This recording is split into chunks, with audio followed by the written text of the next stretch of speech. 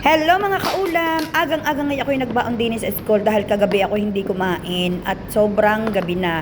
Natapos ako magluto ng aking pakbet na iyan ay 7:30 na kaya sabi ko hindi na ako kakain. Sa umaga na lang babaunin ko na lamang. Ang problema mga kaulam yan ay may bagoong. Ay di aamoy din sa classroom. Nagbaon din ako ng isang maalat na itlog. Mga kaulam, ari ay hindi maalat na itlog ha. Ari parang nabili kong ari ay parang nilagala ang walang kalasa-lasa por Diyos de la Vida. Tapos ako'y nagbaon ng isang pirasong sinaing na galunggong. Sa kain kong ari mga kaulam, ang nagdala yung sinaing na galunggong na sobrang sarap. Kung natatandaan nyo nung isang araw nag-upload ako ng sinaing ko na galunggong na naka-seatbelt sa dahon ng saging. Ay nga ngayon ko natikman na anong sarap para ng pagkakaluto ko. Diyos ko po Rode. Ay di iyan nga. Talaga namang mga okra ang aking binaon. Maganda talaga ito sa umaga dahil ito yung mga fiber. Nako, napakaganda sa katawan. Kaya sabi ko nga, umagang-umaga kakain ako ng pak na pakbet. Binilisan ko na talaga mga kaulam ang aking kain dahil maya-maya dadating ng aking mga estudyante. Ay maaamoy nila ang isda, maaamoy nila ang pakbet. Diyos ko po, Rode, kundi ako'y naghugas din ng aking kamay, kundi ako'y naglinis din ng aking bunganga, dahil ayokong maamoy ng sino man. Nilinis ko na rin ang aking table, din naman ay may mga panlinis, o diga. At tapos binalot ko na rin sa plastic ang aking mga pinagbaunan. Gayon lamang dahil walang time sa umaga kumain sa bahay. Dahil pag uminom ako ng aking maintenance, after 1 hour pa ako pwedeng kumain. So, dini na lang talaga sa school ang aking pinaka-time. Ay naman kasarap ng aking kain mga kaulam kahit ako'y nag-iisa. Ang kanin, ininit ko din dahil may microwave nga kami. Tapos, ang pakbet, hindi ko mainit.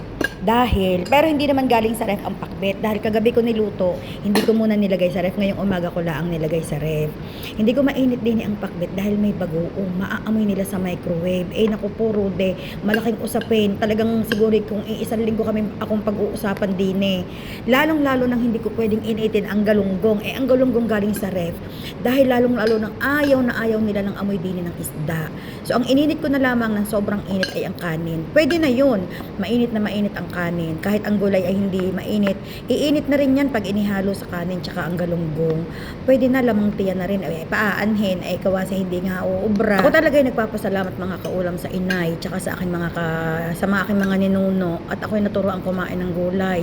Anong higpit mga kaulam kung hindi pala ako natutong kumain ng gulay? Kaya yan ang sobrang lungkot ko sa aking buhay. Ang mga anak ko hindi nakain ng gulay. No matter how I tried, napakainin sila. Ayaw talaga nila talagang nag-iingor pag aking inaalok at hindi kakain talaga. Ay anong ating gagawin? Kasi hindi kumain, ay di ibigay kung ano ang kanilang mga gusto. Iba na ngayon mga kabataan. Ay kanina, tinanong ako ng aking asawa, sabi niya, ikaw gay kakain, wala na tayong oras at talaga naman mga kaulam. Kung bakit ngayong mga panahong ito'y kakaiba. Kakaibang-kakaiba sa lugar namin sa Sharjah.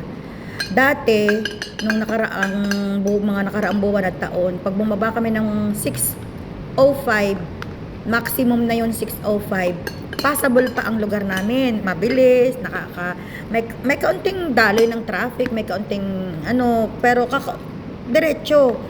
Ngayon mga kaulam, nababa kami ng 5:50 or 5:45. Ganyan.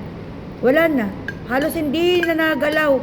Gumalaw man para kaunti, pausod-usod, sobrang higpit na ng traffic. Mahigpit na dahil parang lahat yata ng pamilya ay doon naglilipatan sa lugar namin. Kakahigpit sa umaga, anong hirap din.